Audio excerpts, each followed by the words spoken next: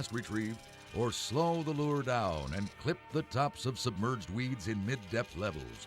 You can also fish in deep water with a rip jigging retrieve. With both spinning or casting rods, realize that these lures can be short line zip trolled in back of the boat, sometimes with startling effectiveness. In fact, it's one of those little known or overlooked systems that can load the boat. In spite of its treble hooks, the Rattlin Rapala is surprisingly snag-free. Because of its nose-down attitude, the lure can shake weeds, glance off rocks, and bounce off stumps with a minimum of hang-ups. And you don't have to worry about knocking the lure out of tune. Simply slap it on the water to free it up of grass and moss. The obvious question is where and when does this bait work the best? The answer is on big, expansive flats. Flats, no matter where you find them, are underwater food shelves for all kinds of fish on all bodies of water. In the northern natural lakes, it might be a weedy flat. In southern reservoirs, it's a stump flat. In rivers, fast water running over shallow rocks are the spots to rattle them up. On this sharp rock bluff, there's some fish suspended down about 15 foot. I'm going to use the countdown method with this rattling rap to count this bait down to approximately 15 foot before I begin my retrieve, where the bait will come back right through the fish. When it comes to color selection, Rapala realizes that color follows personality.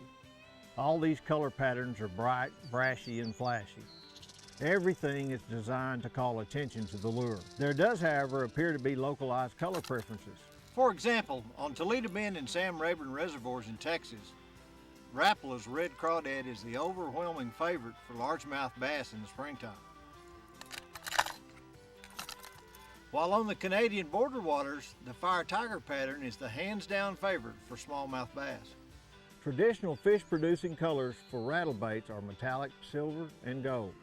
And the new Rapala holographic series brings a new dimension to the word flash. And so it goes. Each different area, depending upon species of fish, body of water, and prevalent prey, will produce its own special color pattern bias, which incidentally usually comes about by lots of trial and error.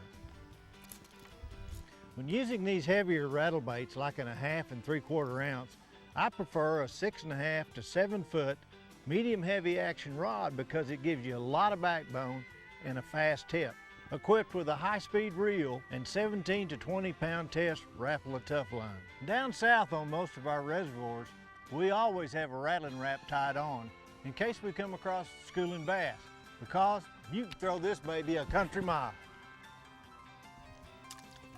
As a rule of thumb for the smaller size rattling Rapalas like the 3/16 and 3/8 ounce, which work well for trout or white bass, a medium action 6 to 6.5 foot spinning rod spooled with 10 to 12 pound test line will work good in most situations. A rattling Rapala is one of those lures that work for a wide variety of fish species. All bass love it. Northern pike and muskie do too.